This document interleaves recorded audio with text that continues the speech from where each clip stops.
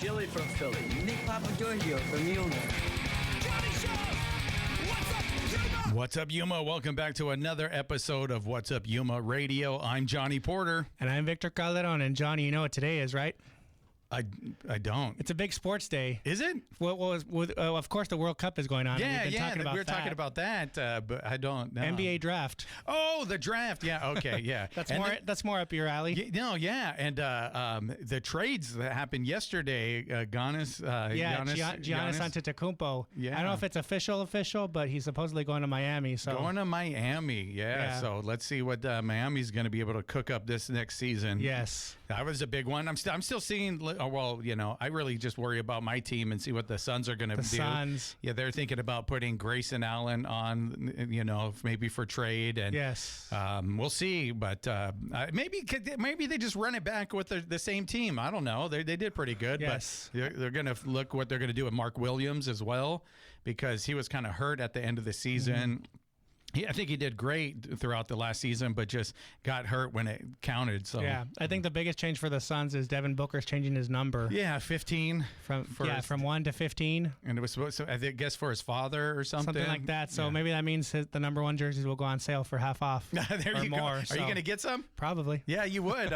You let me know if they go on sale. All right. I'll send you the link. I'll get some. But so are you going to be watching the draft? Do you care about that much? I haven't. I have some friends over later, but yeah, I'll probably have it on in the background. Right on. Cool. And tomorrow you're going to watch the Mexico game? Mexico game at 6. It's their third game, but they've already qualified for the playoffs round, so they'll probably be resting their starters. You get that. Oh, that's right? what happens. Yeah. They rest their starters. No injuries, that kind of thing. And they're playing something with the C, or like, what is it? Czechia? Yeah, something like that. That's the country name. Yeah, but anyhow, that's going on. And who do we have as a guest today? So today our first guest is Priscila Ruedas. She is a public health professional, and she's a candidate for Yuma City Council, a write-in candidate. So thank you for being here this morning. Thank you. Good morning. Good morning. And we got notice that we have to be nice to you. It's one of the requirements of doing this. Who said that? Travis Mitchell. But we're always nice to people. We're always nice to people, whether we agree with them or not. Travis knows that. And Travis knows that. He's just teasing. Anyhow, so before we get into why you decided to torture yourself by running for office, we're going to find out who Priscila really is and a little bit more about you. So are you from Yuma originally? I'm originally from Mexicali, but when my family and I came to the United States, I came at 8 years old, and I've been here ever since. Oh, so from Mexicali to Yuma. Mm-hmm. Made that. So what was it like growing up in Mexicali? It was fun. I was pretty young by the time I came. I was 8, but it was fun. I liked having all my family around, and coming to the U.S. was really different because we were by ourselves, and we had a mixed status household at that point.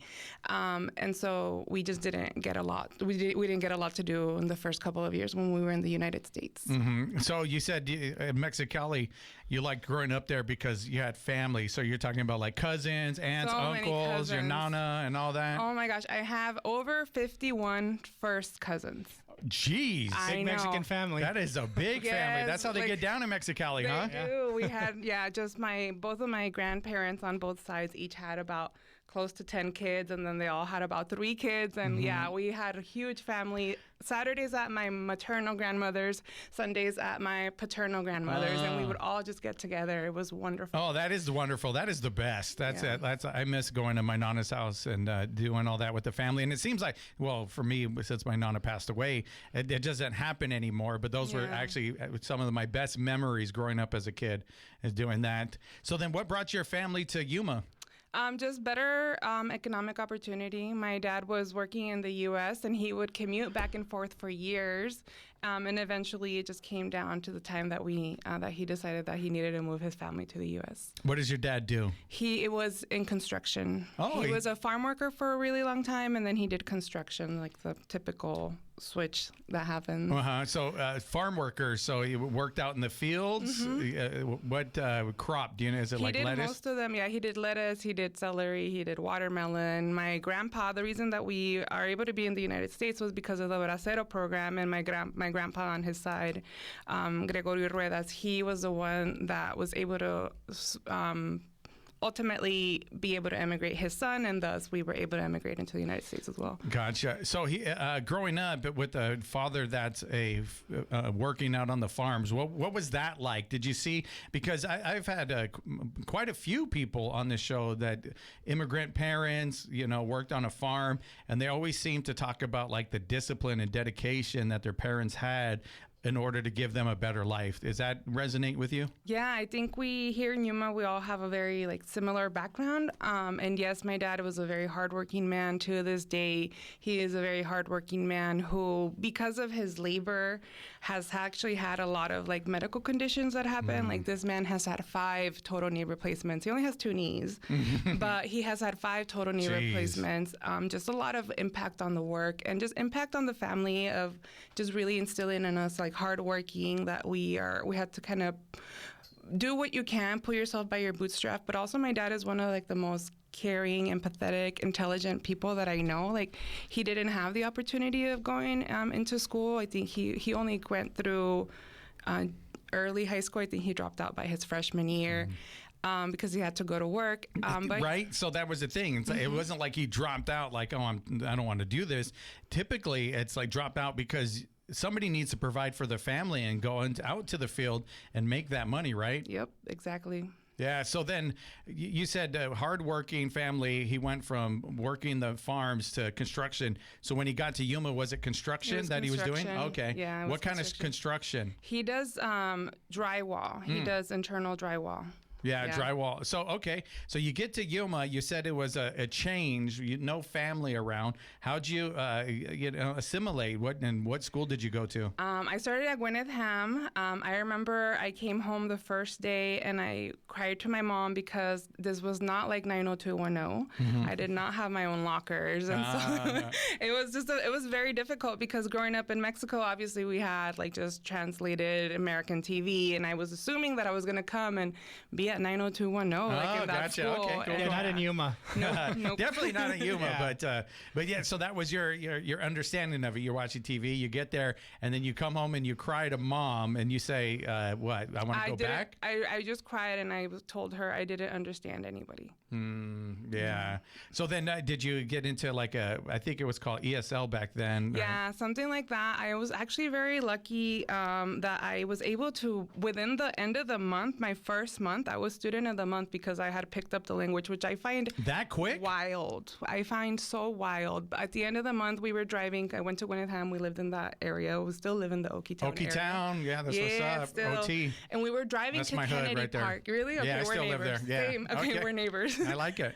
And we were driving to Kennedy Park to go play soccer after Dad's work, and there was a sign, and it had my name for Student of the Month, and I just remember my mom crying, and I'm like, whoa, I didn't know, because again, yes, I spoke English, barely, right? Yeah. But just enough to get by, and it was just a really nice experience. So you go, you're an overachiever now. You get in, you don't know the language well, but you pick it up, you get Student of the Month, and then you start to kind of settle in, and okay, maybe I could do this. Now, was academics something that you started to enjoy? I've always been a huge school person. I love learning.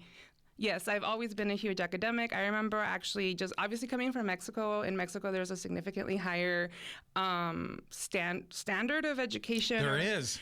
And mathematics in particular, I don't remember if it was called the ACT or something. Same in the 3rd grade when we did the state testing, that I had scored really high, that I ended up having to get pulled aside and go into a trailer in the back.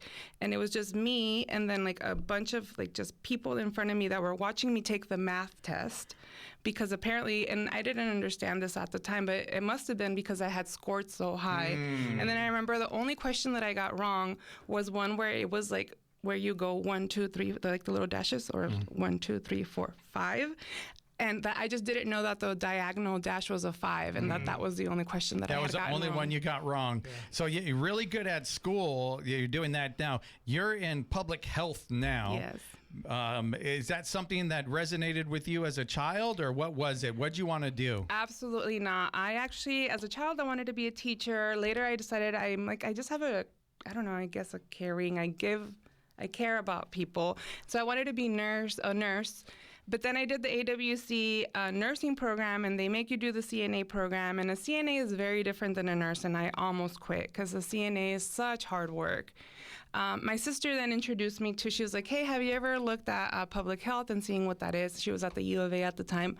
And I looked into public health and I was like, whoa, this is really encompassing of everything that I want to do. So I transitioned, went to the U of A, got my bachelor's degree. But I actually did that like over a really long course. Like after I graduated high school to me getting an associate's degree, it was a 10-year period.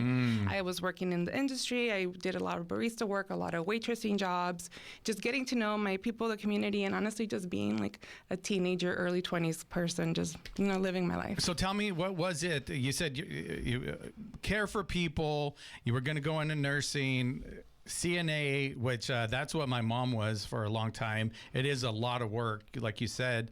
And then that kind of turned you off about that. But what was it about public health that said, yes, I could do that, or I want to do that? It was health, but not on an individual level.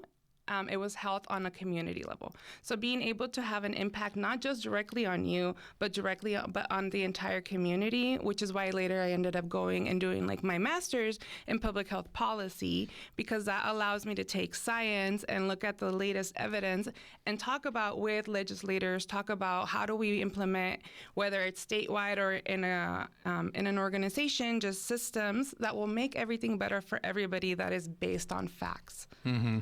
So then in public health, you're saying it's because there's a broader scope and people and be able to make decisions that affects the whole community. Now that's a lot of responsibility too, though. So you really got to do your due diligence to be able to find out what what is the correct policy to put in place. So then you said you went to study policy after that. Tell me how that fit in and what'd you learn?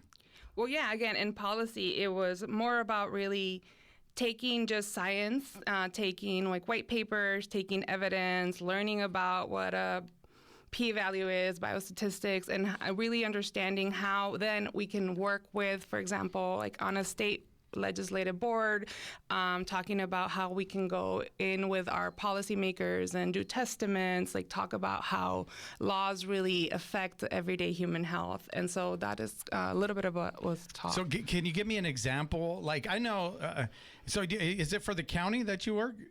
I work for the U of A, so I work for the university. University. So, like, give me an example of something that you would have sway over or to be able to make a policy about.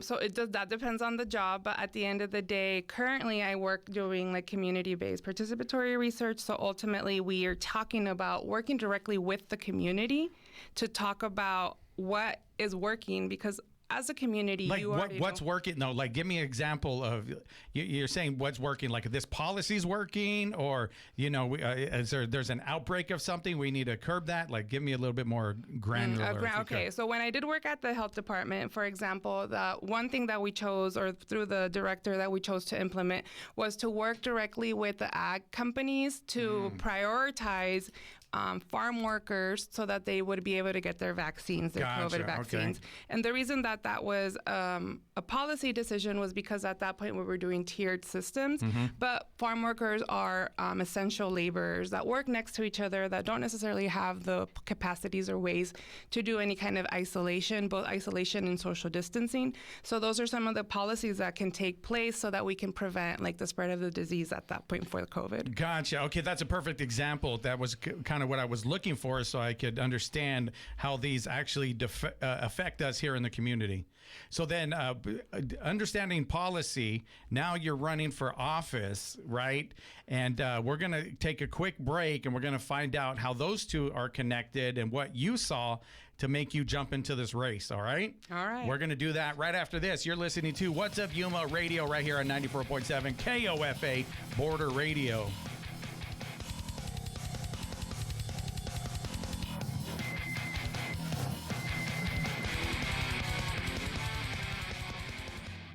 If you're tired of listening to long commercials before finally hearing music, look no further. We've got you covered.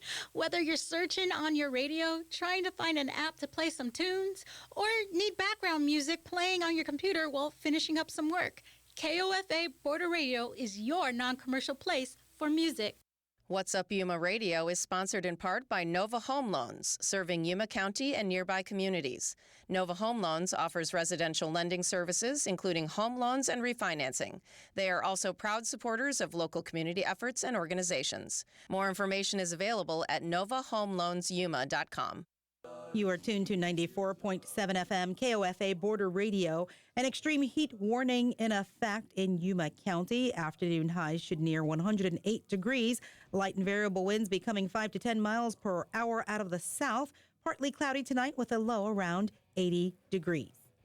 Yuma Union High School District Specialist was honored for her work in supporting students with disabilities. Read more on the award that Casey Baker received online at kawc.org. Where else on the radio would you hear the set that just played? For the most part, the music you hear on Border Radio is pretty hard to find on commercial radio stations. You'll hear this music only on a public radio station like Border Radio, where you, our listener, truly appreciates it and owns it. Visit borderradioaz.org to donate today. For over 55 years, Border Radio KOFA has been a voice for music and culture in the region. We play indie, soul, funk, world beats, and more, plus local stories and live sessions. Tune in live at 94.7 FM, on demand at borderradioaz.org, or on the KOFA app and discover your next favorite song.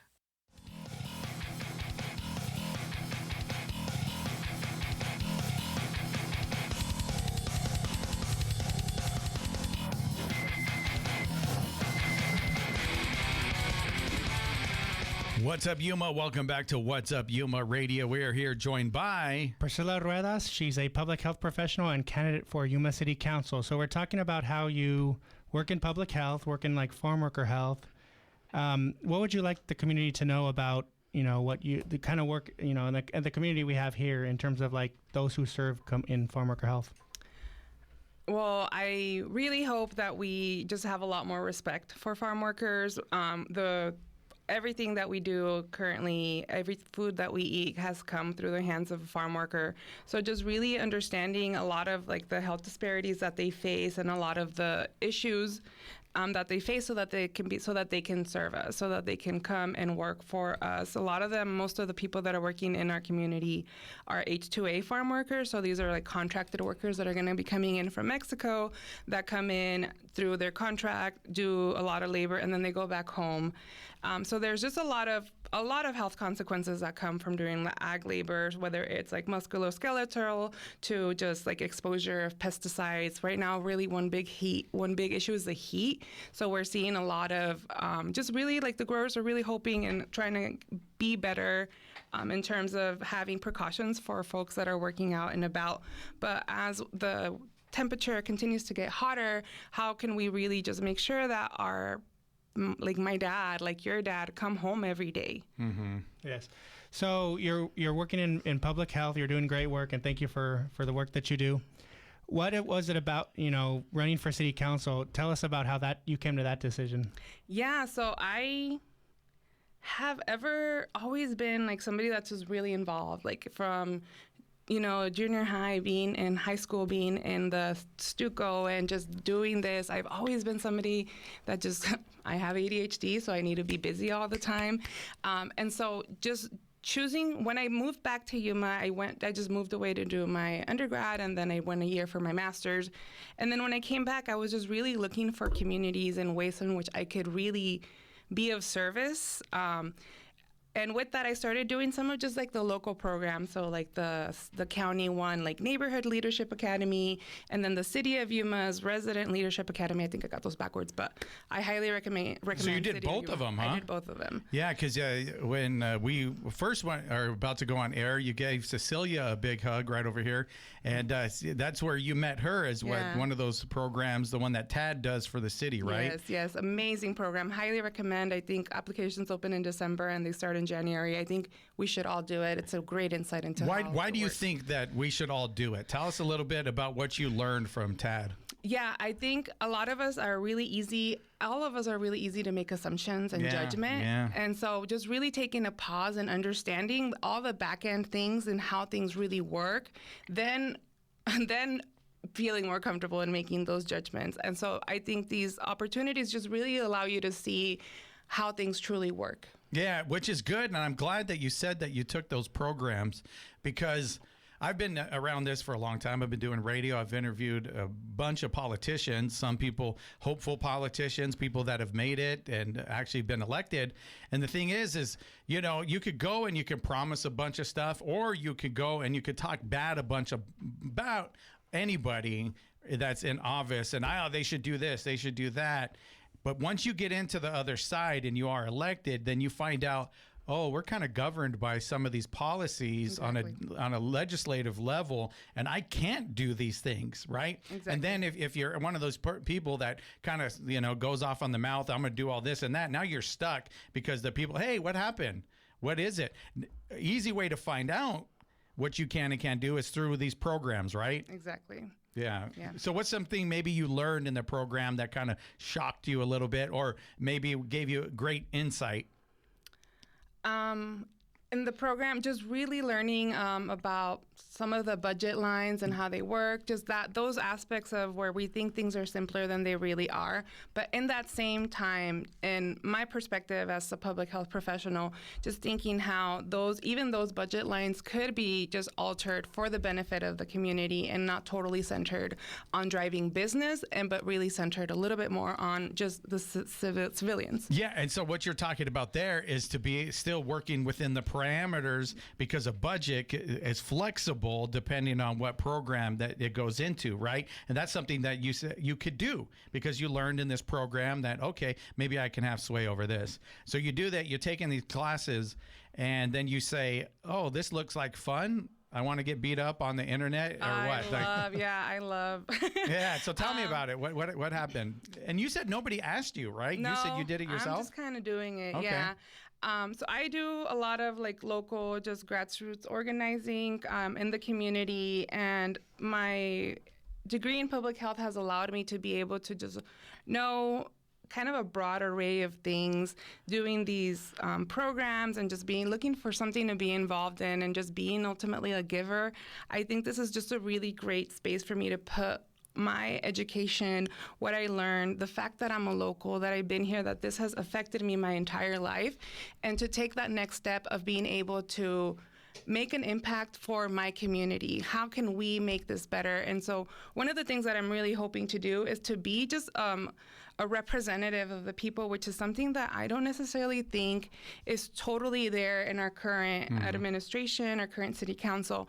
I see that we have like an over-representation of potentially like business owners. And so I work at the U of A, like I teach at the community, I teach here at UWC a little bit. I don't have anything other than just hopes of being able to be an accessible person. Again, I'm an immigrant. I am a first generation to be able to have an education. And so ultimately, all I want to do is just be accessible. My background, my parents were farm workers. So just really thinking about how that is the majority of the people that live in Yuma have this background, but they can't necessarily like understand or break into this world. So that's really like my goal here, is just to be an accessible point of contact and make that change. And on that topic, so you kind of mentioned business, right? Like it's maybe top heavy on that side of the business, whatever, and you want to be a voice over here. That's one of the things I kind of like about city council, is because you could have different voices on there.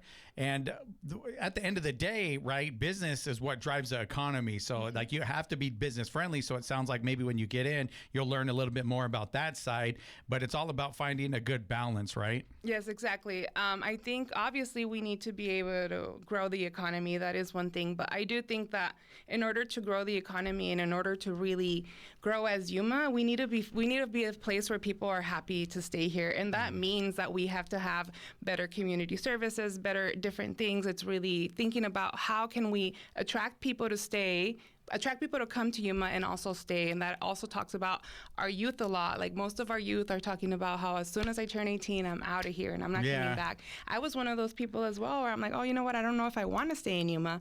But this is my home. This is where my family lives. And this is a place that I love. And so with that, I want Yuma to have those same opportunities without having to leave.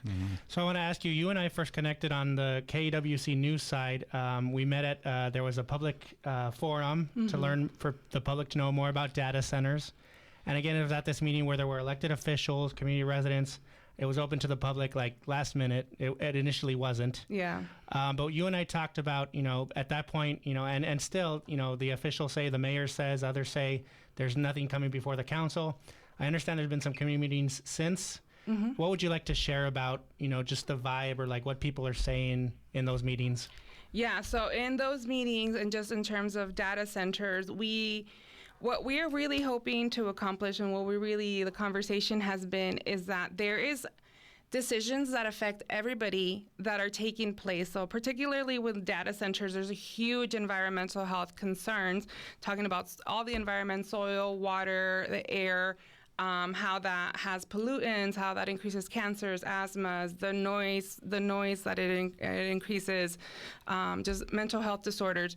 And so the issue here and what we were hoping to do is to be more on the table when decisions that affect everybody like that come in. This isn't just another coffee shop that's coming to town that the mayor can write off, and not just everybody, city council can just write off and approve.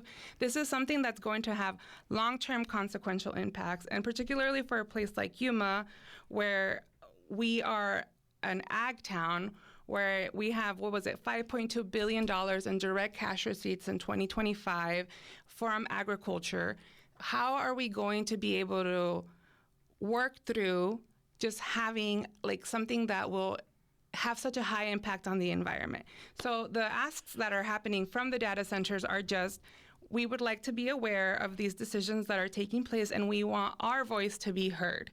That's what it is. And when it comes to leadership, thus far, that hasn't happened. This conversation where we met that you're discussing was the reason that they opened it up to the public was because there was a demonstration and people showed up, and literally before they opened, they were like, okay, come in. That is not open to the public. That is not transparency. That is not something that that's not how we should be handling business when it affects every single one of us. Mm-hmm. Yeah. So are there any other issues when you talk to voters? Data centers, obviously the hot topic. Are there any other issues that, resonate with you or that you feel like I want to do something about that if elected? I'm like a big advocate for heat infrastructure, so heat mitigation. I think in our community, we don't necessarily see those changes. And so whether it's putting up shade structures in our parks for that the kids can play and not get second-degree burns, or putting up those same shade infrastructures during our public transportation.